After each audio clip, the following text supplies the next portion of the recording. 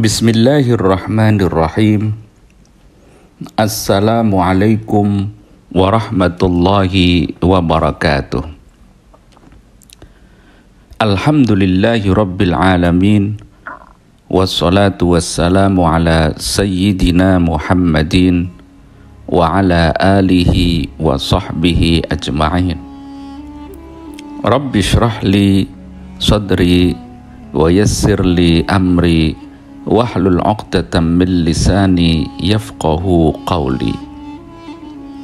Jamaah Gereja Ngaji Halimatus Sa'diyah yang dirahmati oleh Allah Subhanahu wa taala. Di awal bulan Ramadan tahun 2024, Gereja Ngaji Halimatus Sa'diyah membuat program senja di bulan suci Ramadan. Program ini yaitu berisi kajian atau pembacaan kitab. Pada kali ini kita akan membaca beberapa teks yang disarikan dari beberapa kitab tentang biografi seorang tokoh besar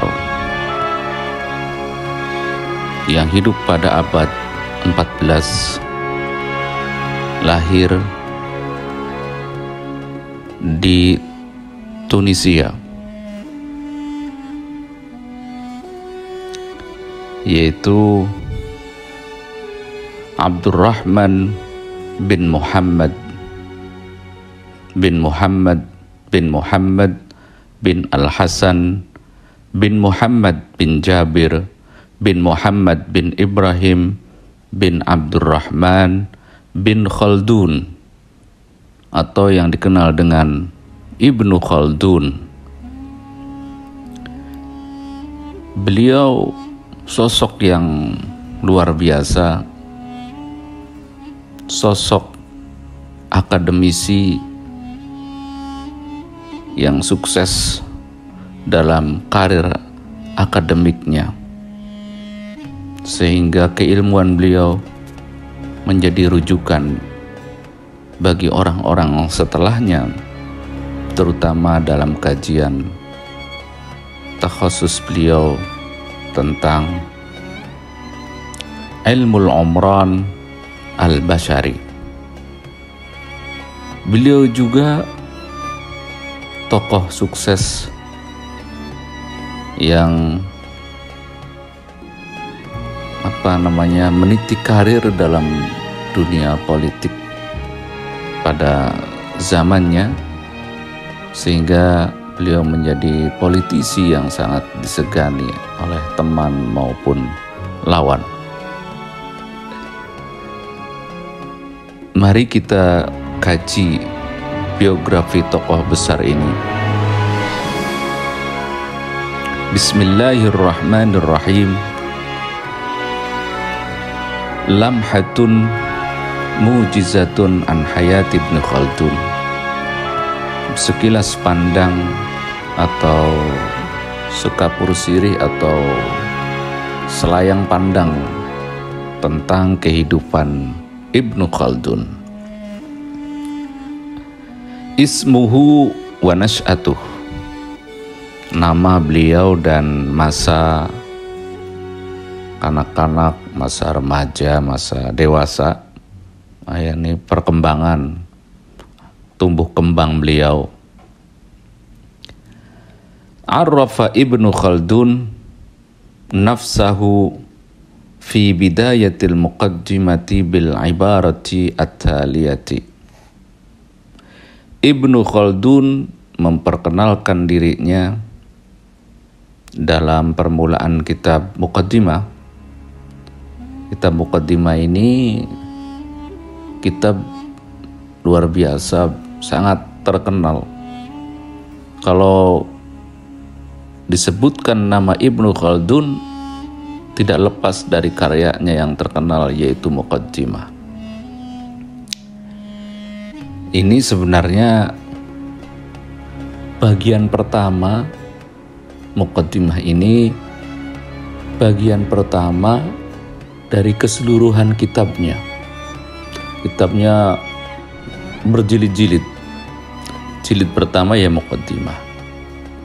Adapun judul lengkap dari karya beliau ini yaitu Al-Ibar wa Diwanul Mubtada wal Khabar fi Ayyamil Arabi wal Ajami wal Barbar wa man ansarahum min Dawis Sultanil Akbar. Itu judul besar kitab beliau. Bagian pertama namanya Muqaddimah. Tapi Muqaddimah udah luar biasa. Semua disiplin ilmu beliau prologi, beliau muqaddimahi. Kemudian pada bagian akhir dari kitab Al-Ibar tadi berisi tentang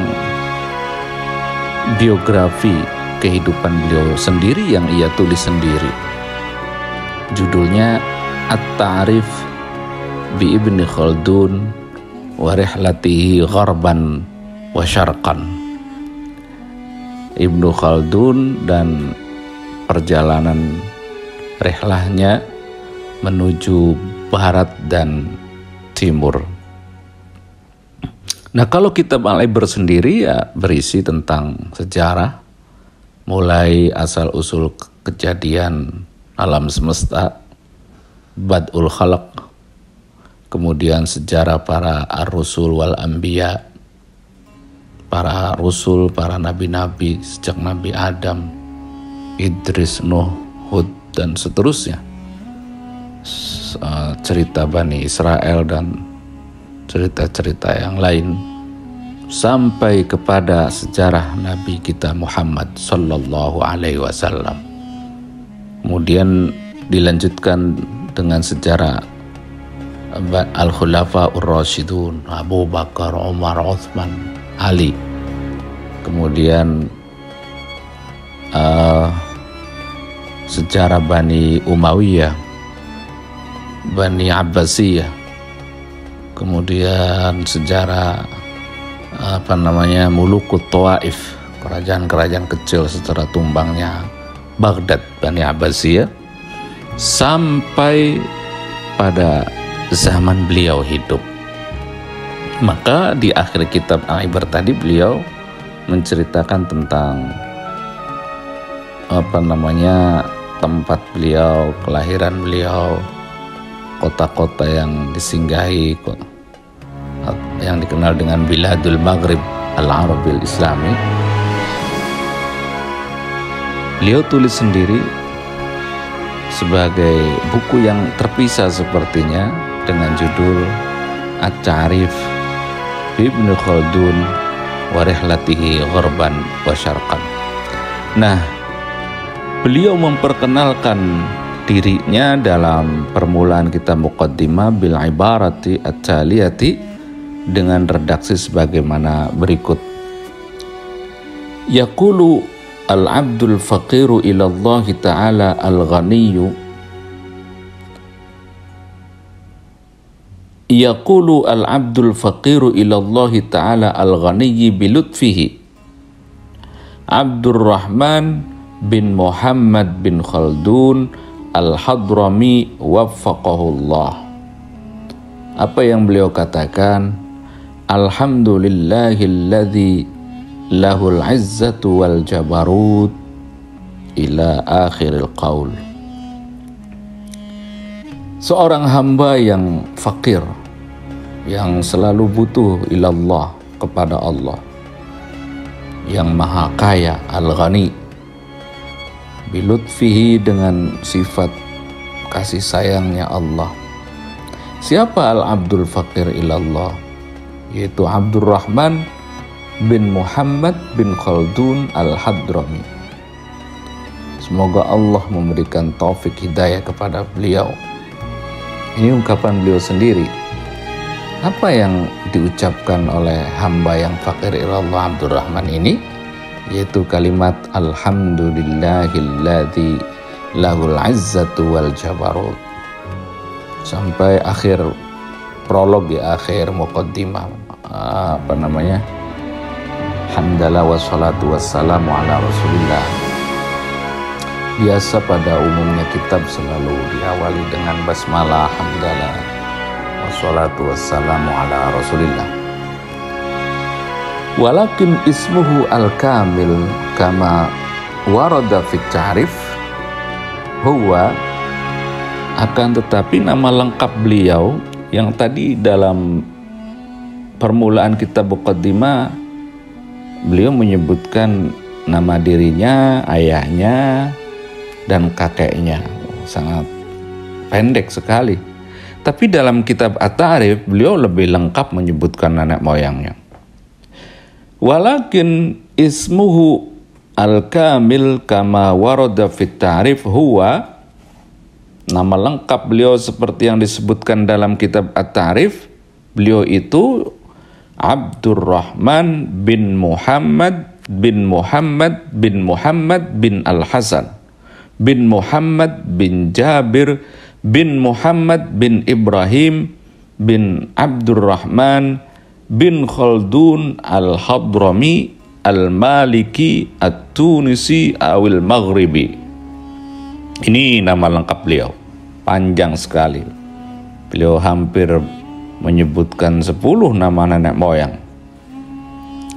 Kemudian ada nama Al-Hadrami, Al-Maliki, At-Tunisi, Awil Maghribi.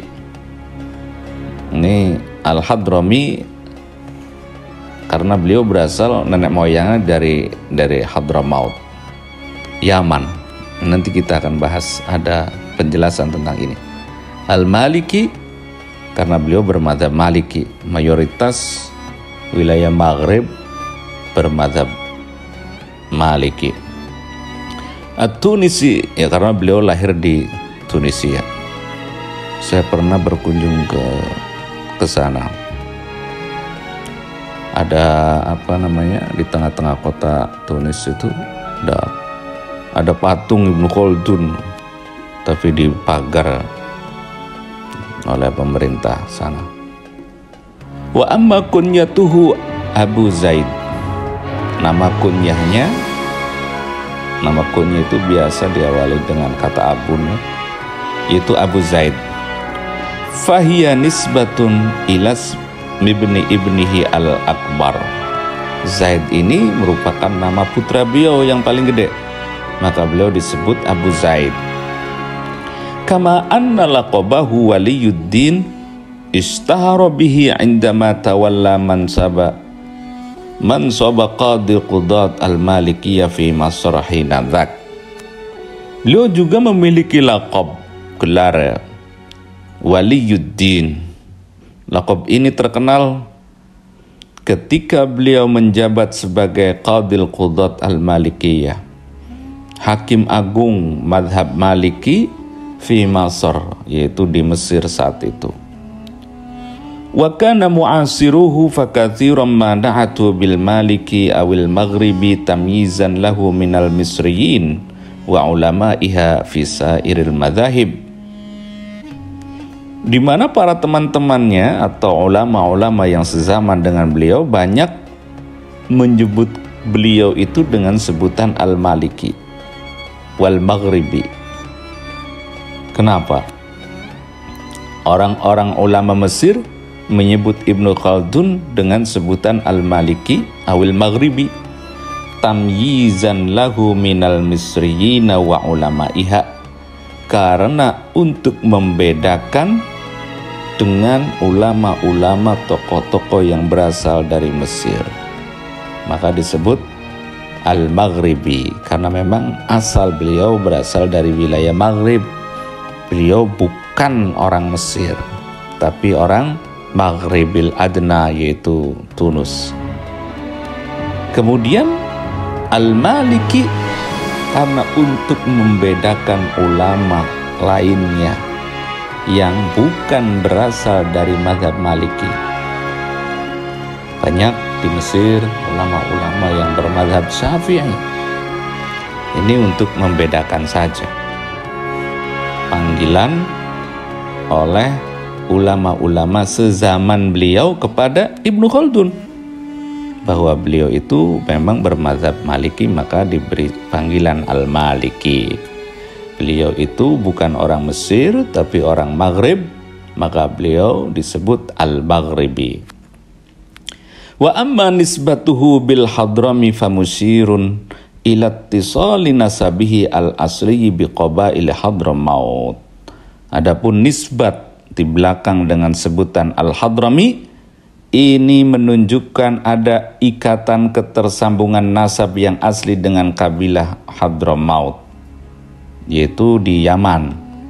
Wa huwa Tunisi li'annahu wulida fiha wa maqarra usratihi al-akhir.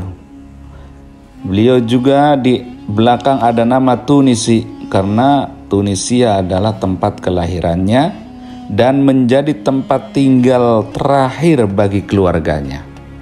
Karena sebelumnya keluarga Ibnu Khaldun ini tinggalnya di Andalusia, yaitu di Isbiliyah, di Sevilla.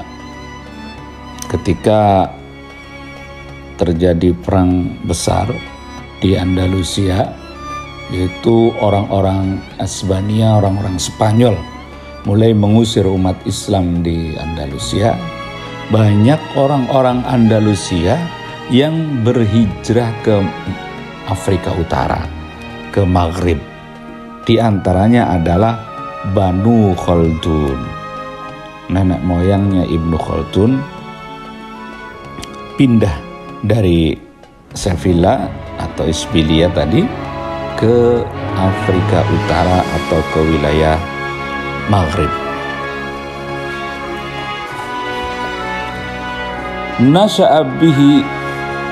Nasya Ibnu Khaldun tiflan tumuhan mauhuban.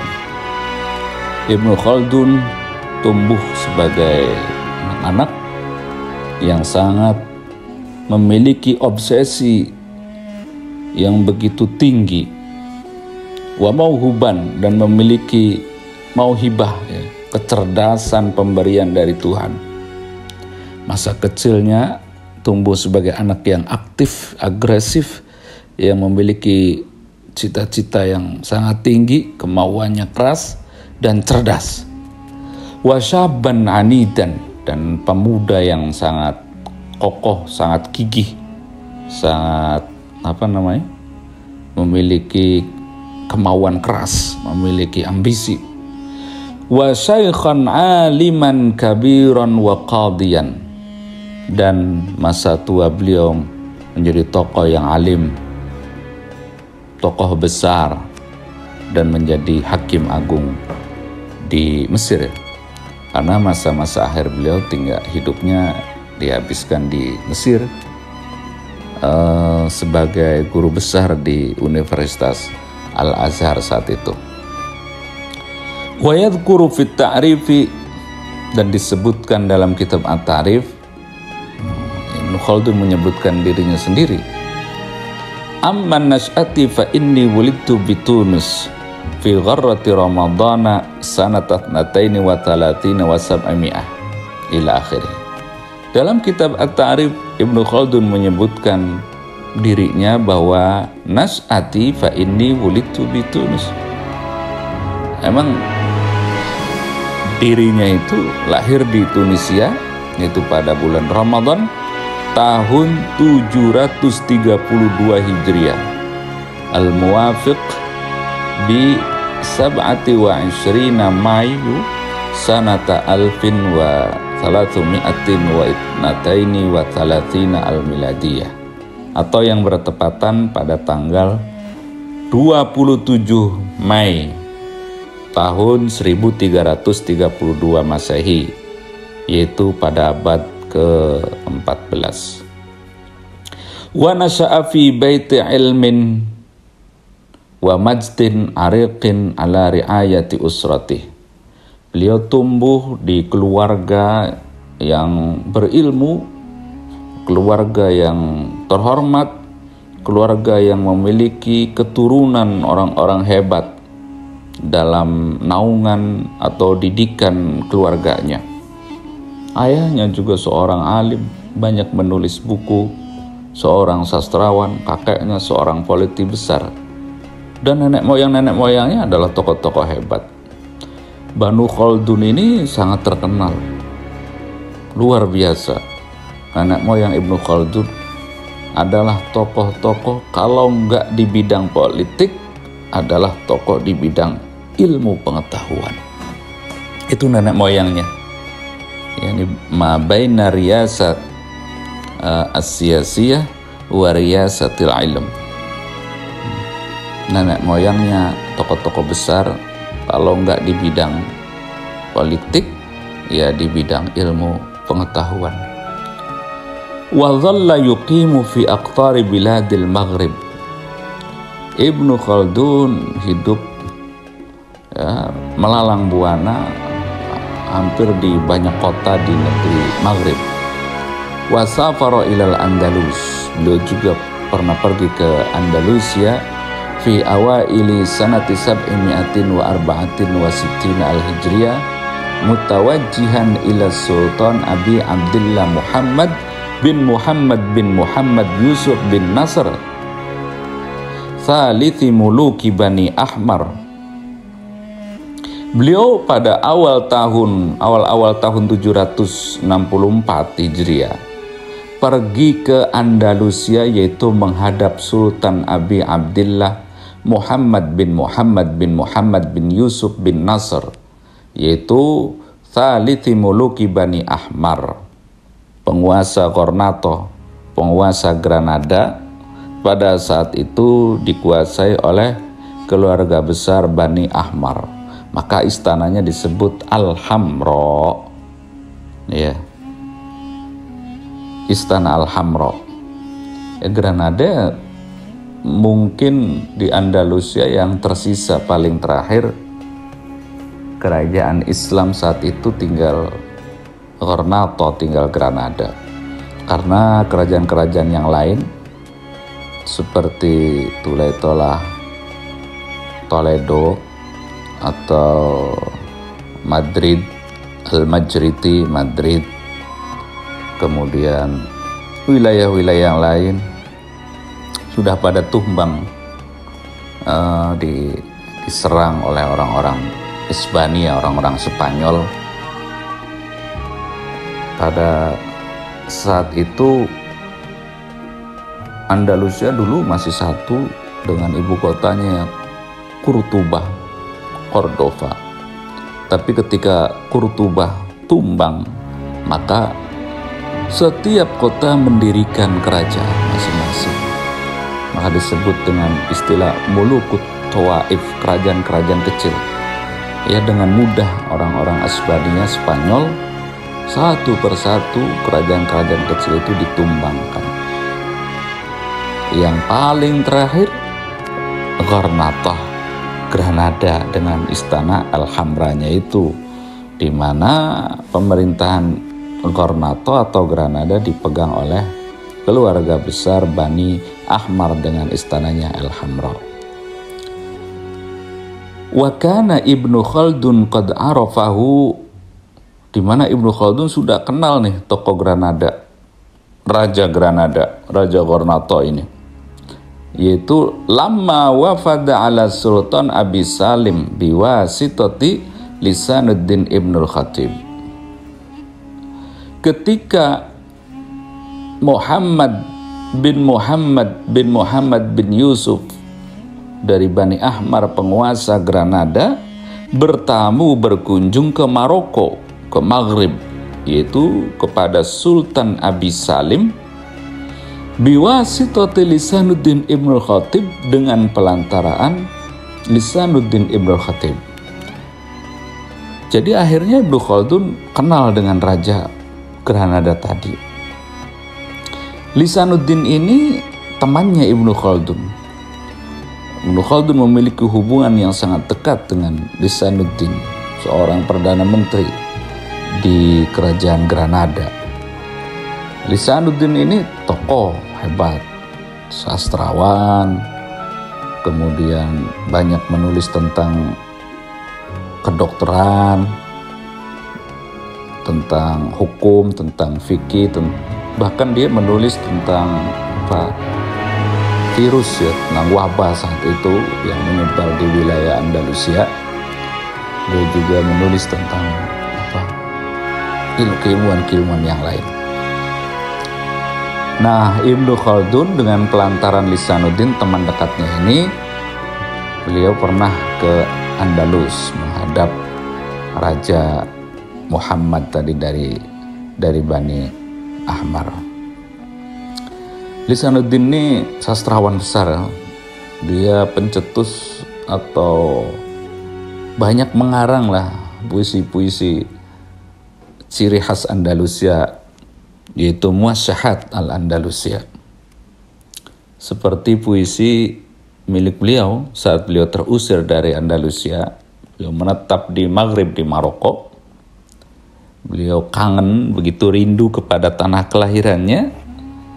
Kemudian beliau menulis puisi, di mana isi puisinya itu menceritakan tentang cuaca, alam, geografi Granada, Andalusia yang teduh, banyak pohon, cuacanya tenang, sejuk udaranya, hujan selalu turun. Kenangan-kenangan indah itu teringat sehingga beliau ukir dalam puisi Muasyahatnya. Jadakal ghaithu idal ghaithu hama, idza hamal ghaithu jahadakal ghaith. Itu artinya, ketika rintik-rintik hujan turun, maka terjadilah hujan turun. Ya zamanal wasli bil Andalusi. Zamanul wasl ini adalah kenangan, nostalgia yang terjadi pada rentan waktu yang begitu panjang di Andalusia. Kehidupan Lisanuddin Ibnu Khatib di Andalusia itu sudah menjadi kenangan karena dia sudah keluar dari Andalusia. Dia berada di Maroko, di Maghrib, menyeberangi Gibraltar saat itu jauh sekali. Nah, saat-saat kangen beliau menulis puisi tadi, Andalusia atau Granada yang teduh, yang banyak pohonnya, yang sejuk udaranya, hujan selalu turun. Ini rentan waktu yang panjang penuh kenangan. Jadakal ghaitsu idzal ghaitsu hama, ya zamanal wasli bil Andalusi. Lam yakun wasluki illa huluman. Perjumpaan dengan engkau Granada atau Andalusia illa huluman, hanya sebatas mimpi. Karena beliau sudah tidak di Granada lagi, sudah di Maroko ya. Fil karo au khulsatan mukhtalisi, hanya mimpi. Fil karo ay fin naumi, hanya mimpi dalam tidur, yakni hanya sekejap dalam ingatan. Kenangan-kenangan yang panjang dalam waktu yang sangat panjang itu hanya terbersit singkat dalam pikiran Lisanuddin, seperti mimpi dalam tidur, au khulsatan mukhtalisi, atau seperti seorang pencuri. Seorang pencuri kan secepat kilat dia akan mencuri barang lalu menghilang. Seperti itulah rindunya Lisanuddin Ibnu Khatib kepada Granada, kota yang membesarkannya, yang membuat dirinya memiliki gelar Dzul Wuzaratain. Beliau punya gelar Dzul Wuzaratain, itu memegang dua kekuasaan kementerian. Yang satu Wazirus Saif, nama beliau panglima perang ya. Yang kedua Wazirul Qalam, karena beliau seorang sastrawan, banyak karya tulisnya, sastra puisi-puisinya yang menggetarkan lawan. dan membuat ciut teman.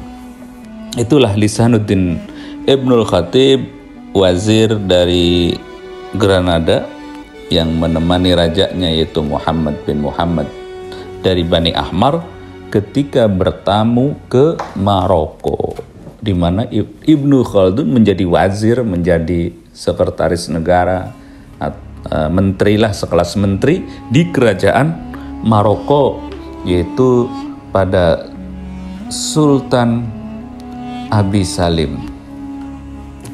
Maka Ibnu Khaldun bisa pergi ke Andalusia, ke Granada. Jamaah Gereja Ngaji Halimatus Sa'diyah yang dirahmati oleh Allah Subhanahu wa taala. Itulah tadi prolog atau pendahuluan dari bacaan kita. Nanti kita akan lanjutkan ke episode berikutnya dalam program Senja di bulan suci Ramadan. Terima kasih atas perhatiannya. Wallahul muwaffiq ila aqwamit thoriq. Wassalamualaikum warahmatullahi wabarakatuh.